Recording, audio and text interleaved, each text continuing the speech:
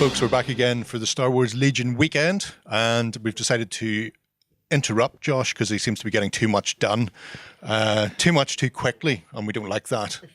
Efficiency is key when doing this sort of thing. Yeah, well, we think that.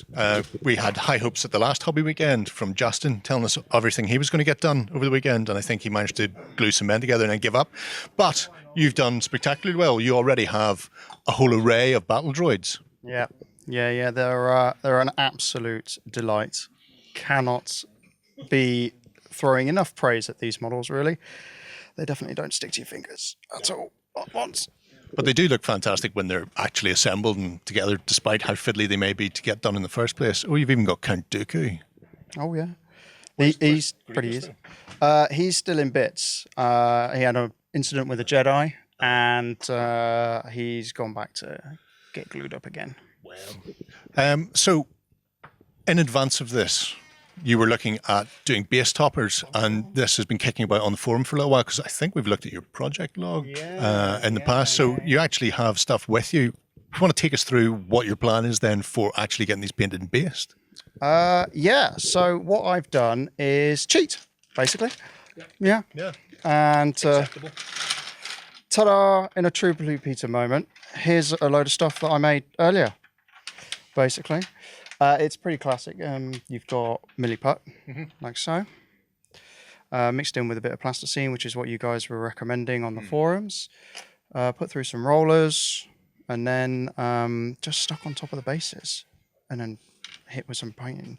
I did have a bit of issues with some butts, though. So if you look at this particular one here, and then compare it to, say, that, you can see a big difference. This is just 100% milliput. Yeah. And then this has been mixed a little bit too much with plasticine. Yeah, you get much sharper relief when you're just using the pure milliput than when you actually have it, because it's softened. It makes it easier to run through, because you have run through not just the Green Stuff World rollers, but you use the pasta maker.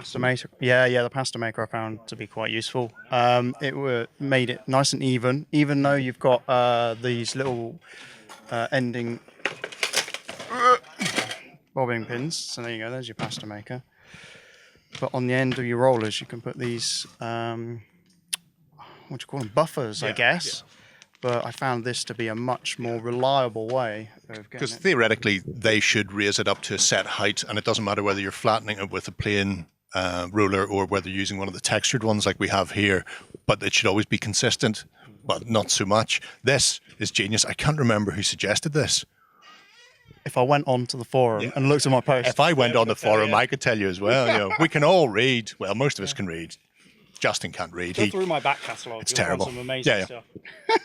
But yeah, so you just run the milliput or whatever putty you're using through this to get your level sheets, and then just Green Stuff will roll over the top and cut and stick, and you're done. Yeah, exactly that. With these bases, what I did is had the pattern embossed into it and then laid it over the top of the bases and then cut around, because I tried doing these just flat first and carving them after they'd cured was a real pain in the bottom.